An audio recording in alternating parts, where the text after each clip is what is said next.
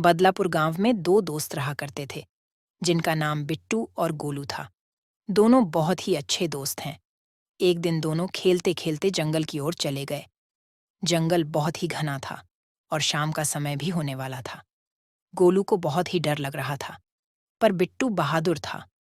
उसने गोलू को बोला, गोलू तुम डरो मत, मैं तुम्हारे साथ हूं। थोड़ी देर चलते ही चलते सामने एक पांडा दिखा।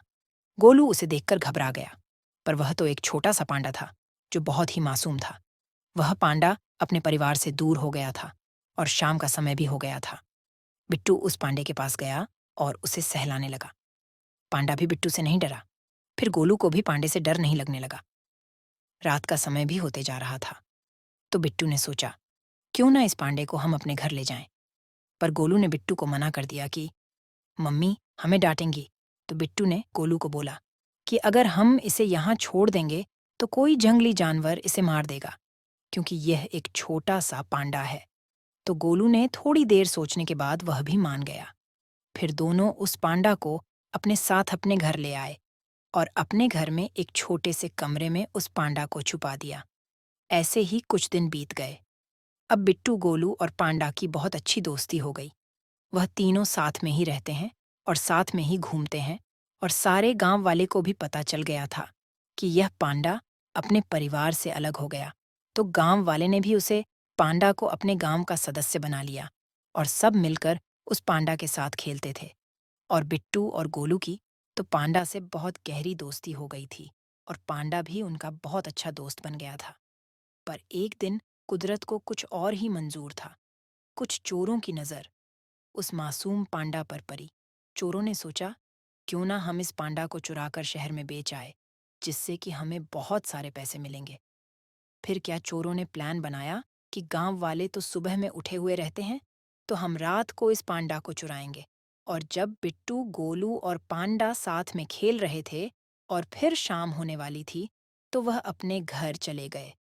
चोरों को यह मौका बहुत अच्छा लगा, क्योंकि बिट्टू और गोलू सो रहे थे और पांडा भी सो रहा था।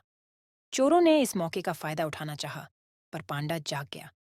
चोरों को देखकर पांडा डर गया और वह डर कर जंगल की ओर भागने लगा। पांडा को भागते देखा गोलू ने देख लिया था और सभी बातें समझ गया था। गोलू ने बिट्टू को उठाया और वह दोनों भी पांडा के पीछे जाने लगे। फिर जंगल के बीच में पांडा को चोरों ने चारों तरफ से घेर लिया। बिट्टू, गोलू तो बहुत छोटे थे, तो उन्हें समझ नहीं आ रहा था कि वह क्या करें। तभी जंगल से आवाज आई। बिट्टू, गोलू ने देखा कि एक बड़ा पांडा आया, जो कि पंडा की माँ थी।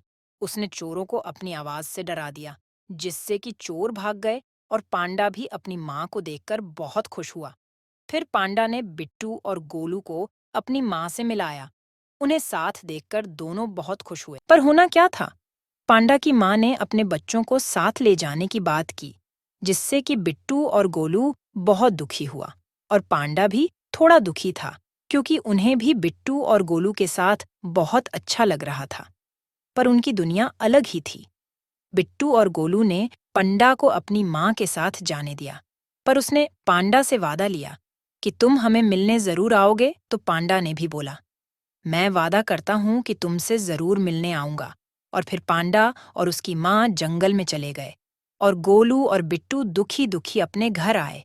और जब सुबह हुई तो गांव वालों को सारी बातें बताई, जिससे कि गांव वालों ने बिट्टू और गोलू को समझाया कि वह अपनी माँ के साथ ज्यादा खुश रहेगा। और फिर से बिट्टू और गोलू अपने गांव के दोस्तों के साथ खेलने लगे। और कभी कभी पांडा भी बिट्टू के घर आया करता था और वह सब बहुत मस्ती करते थे। हमें उम्मीद है कि आपको हमारी कहानी पसंद आई होगी। अगर आपको हमारी पसंद आई तो हमारे चैनल को सब्सक्राइब करें और वीडियो को लाइक